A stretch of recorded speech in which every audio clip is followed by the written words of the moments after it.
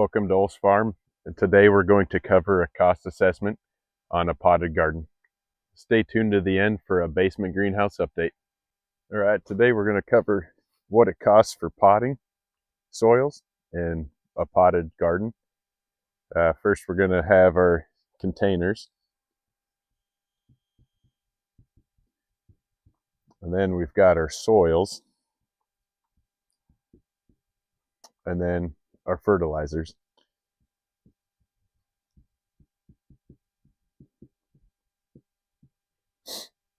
So these containers I got roughly at $1 a piece. The other containers I would use to save some money, got 5-gallon buckets that had a crack in it. Drill some holes in it, you got yourself a free container. So say these 5-gallon pots, we can get 2 of them filled with 1 cubic foot of soil. So those cost me $1 each. The soil, these were around $10 a piece. It doesn't really matter what brand you can get. They basically all work for vegetables the same. So we're going to say $10 there. And then we have 2 types of fertilizers. The first fertilizer is Bloom Boost. Second one is just your standard vegetable, and those are both a long-term or slow release. And those are going to cost you about $20. And then your quick release, which you'll want to use also through the summer, is about $10. And you only need one of those. One slow release may get you about, let's say, 20 to 30 pots easy. The quick release should last you all summer for 1 container, up to 20 or 30 pots. All right, so let's say you're wanting to do a salsa garden. We've got tomatoes, and we've got peppers and onions. We'll use this for just a quick figure. So let's say you got 4 tomatoes, 4 peppers, and we'll do 2 onions. That should be more than enough to get you some salsa. And we'll take this and figure up what it would cost you for 1 summer's worth for a small tomato, pepper, and onion garden to make salsa. So we've got, right now we're at $6 times 10, and that gets us $60 for your small garden plus your fertilizer. So we're at $90 for your small garden at this price. For me, I like to collect all my gardening supplies in the fall, and for those, the prices are a whole lot cheaper. All right, so we're going to go over what my price was this fall. The cost of soil for this 1 container was $3 on clearance at the local store. These long-term slow release fertilizers cost me $5 a container. And then the plant food quick release was also $3. So that brings our total cost down quite a bit. So now our cost is $2.50 per pot.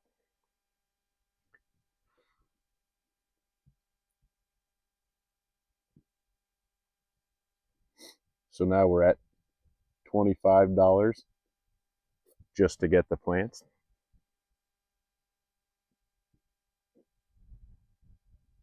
And that takes our cost in half for the tomatoes are $3 a 4-pack, and peppers should be about $3 per 4-pack. The onions, you can get a 50-pack for $5. So we're at about $11 total. So we add that down here, we now have a fall planned garden at $66 versus a spring garden at $101, and it's almost half off. My recommendation would be to plan your garden ahead in the fall.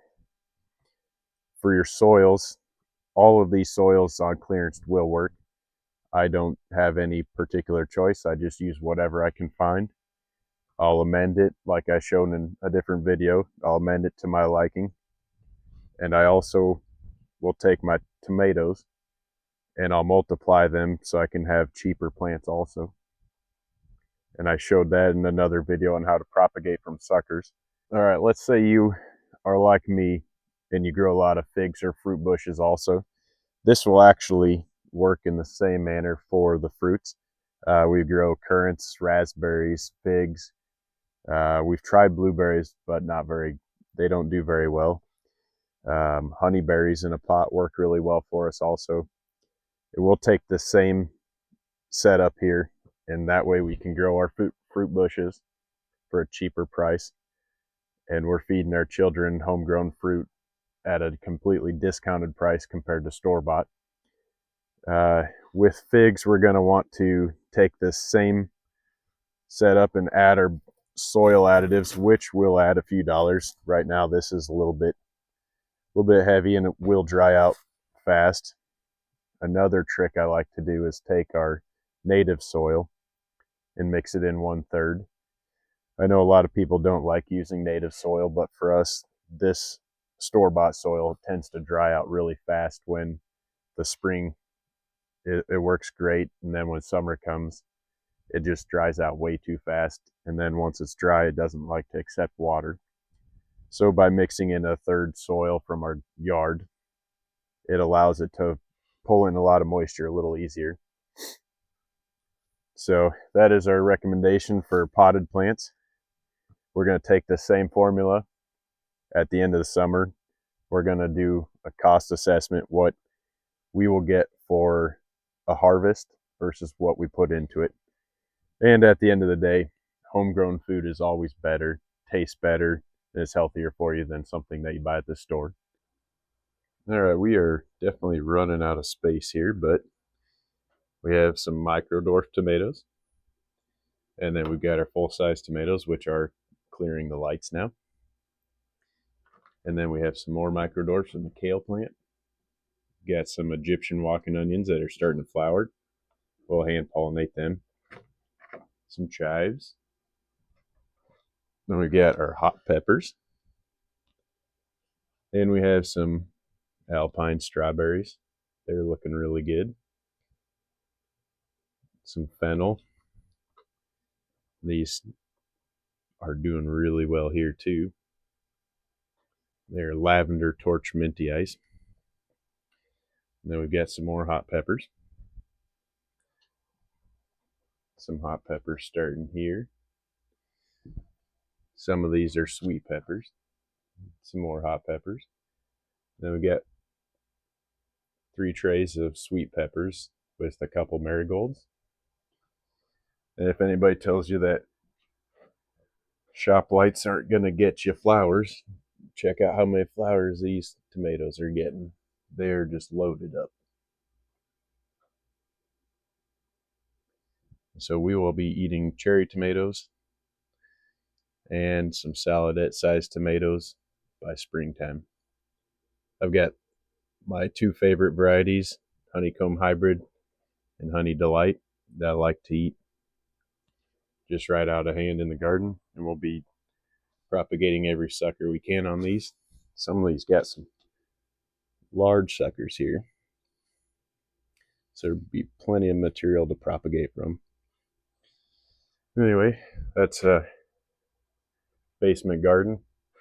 It's getting pretty big now.